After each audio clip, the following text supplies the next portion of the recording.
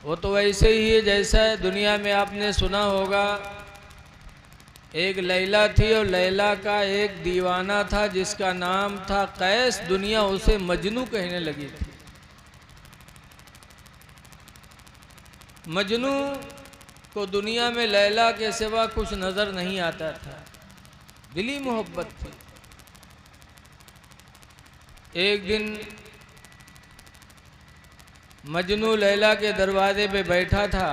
किसी ने जाके बताया कि लैला तुम्हारा आशिक मजनू आया है। जब लैला ने सुना तो थाल में लड्डू सजाकर ऊपर से कपड़ा ढक करके और अपने नौकरानी को दिया, कहा ले जाओ बाहर, मेरा एक मजनू है, उसे ये लड्डू दे दो।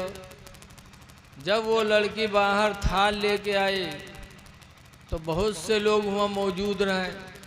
लपके पूछा ये क्या है? कहा लैला ने अपने मजनू के लिए लड्डू भेजे। तो जितने लोफड़वे खड़े रहे सब आगे बढ़ गए, कहीं हम मजनू हन, हम मजनू हन। लैला के हम मजनू हैं, सबने लड्डू लूट लिया। और जो मजनू था वो किनारे चुपचाप बैठा था।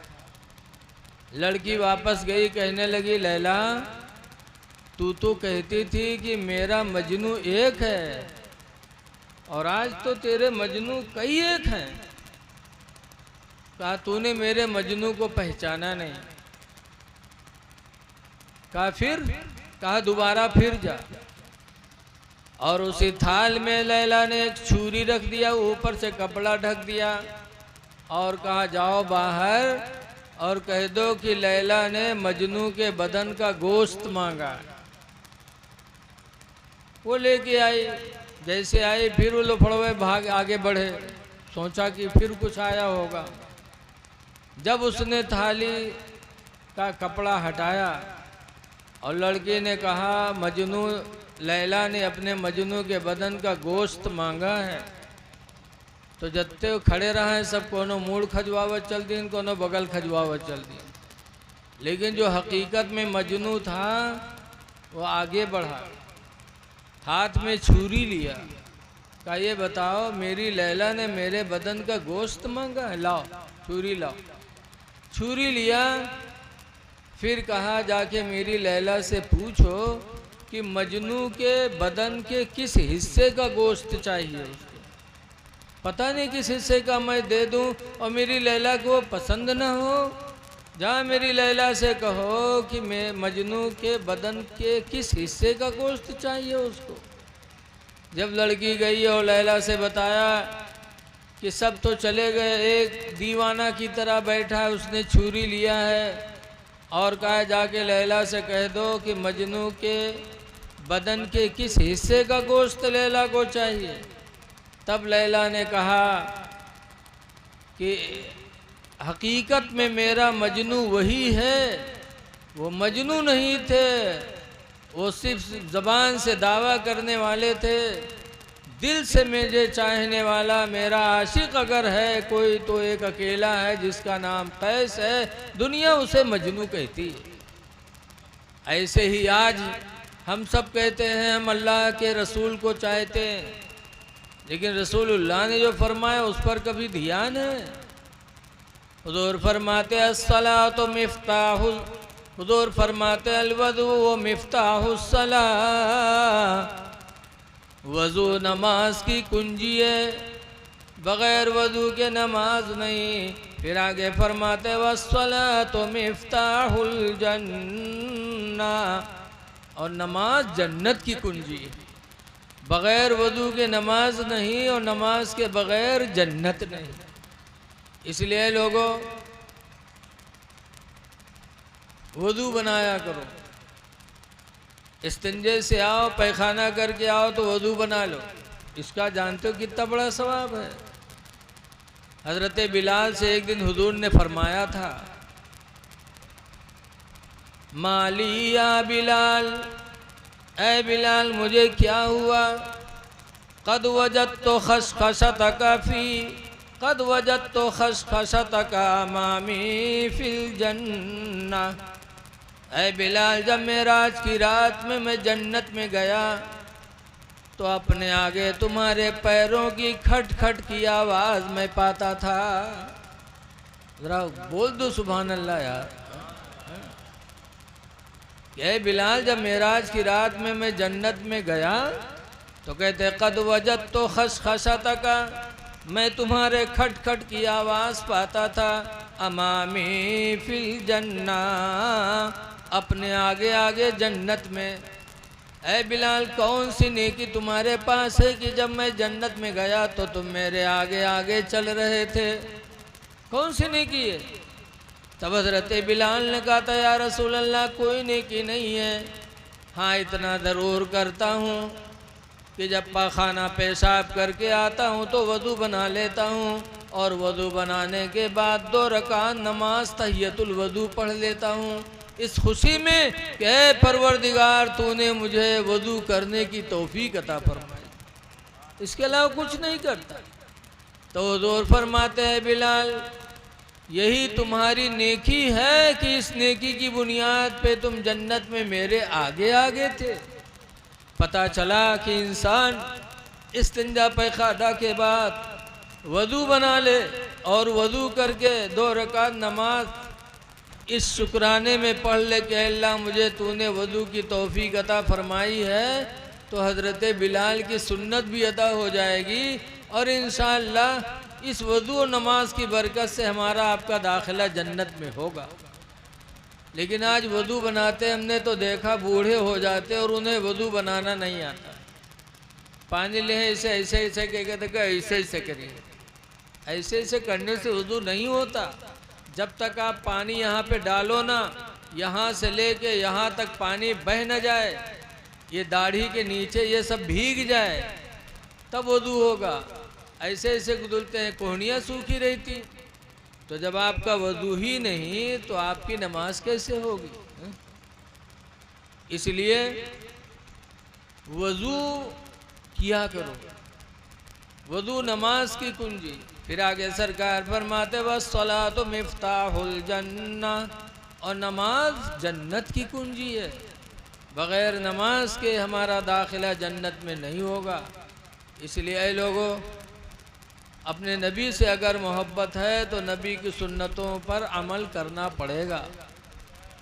आज आप एक शुक्राने की महफिल में बैठे हैं, देखिए मियाँ बीवी का रिश्ता अल्लाह ताला ने कुरान में कई जगह फरमाया है। अल्लाह ताला एक जगह फरमाता है अर्रिजालु क़व्वामूना अलन निसा, मर्द औरत के हाकिम हैं। मर्द पर ज़रूरी है कि वो अपने महकूम का ख्याल रखे। मर्द को अल्लाह ने हाकिम बताया, औरत को महकूम। हाकिम है मर्द, उसका दर्जा कितना बुलंद है।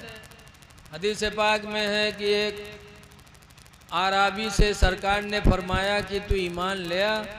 तो कहा आप कौन है? तो उन्होंने फरमाया मैं अल्लाह का रसूल हूँ।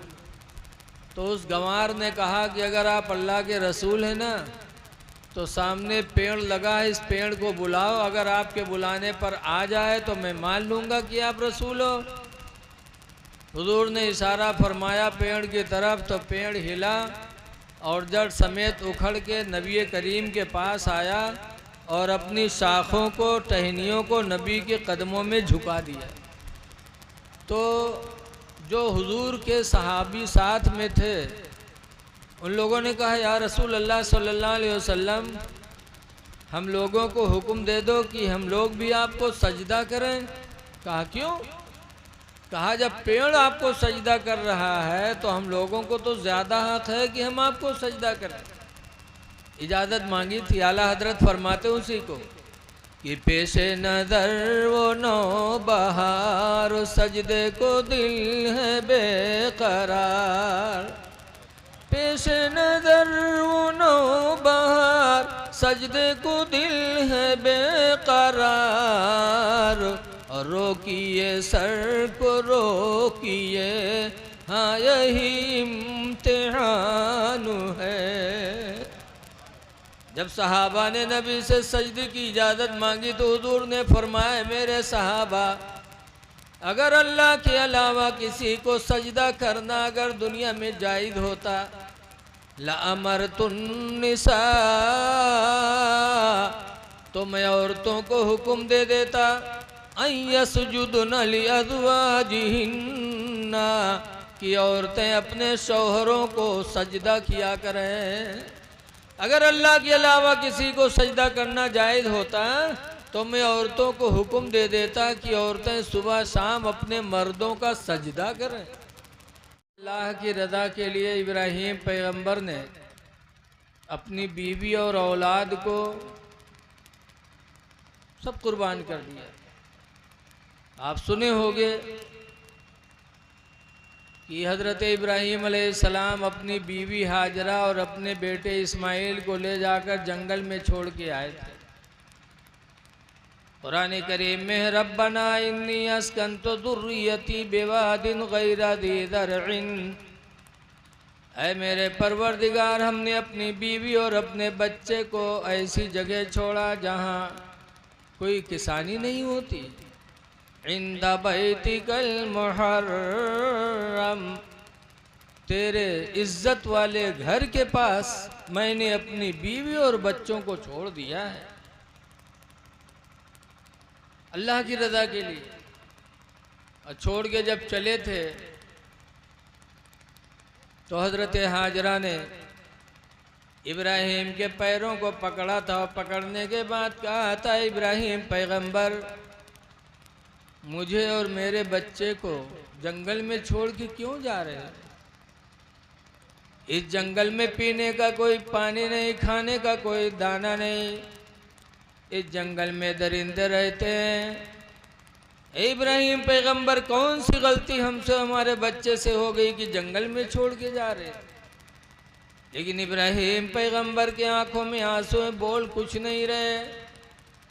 तब आखिर में हज़रत हाजरा ने कहा था कि इब्राहीम पैगंबर, इस जंगल में जो छोड़ के जा रहे हो, क्या खुदा का हुक्म है?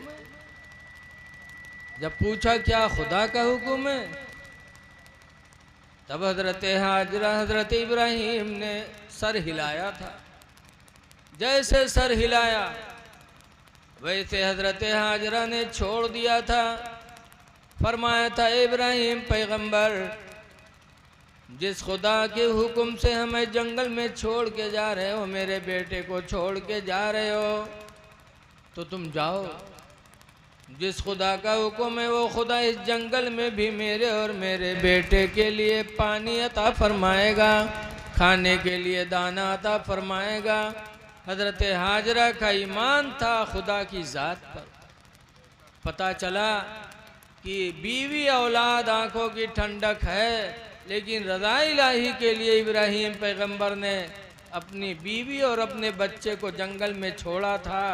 पता चला कि अल्लाह के नबी जो अपने सुकून की चीज़ है वो भी खुदा के लिए उन्होंने सब हिबा कर दिया। ऐ लोगों, आज हमारे आपके लिए भी सोच है कि आज हम कहते तो हैं कि हम खुदा के मानने वाले हैं, रसूलुल्लाह से मोहब्बत करने वाले हैं,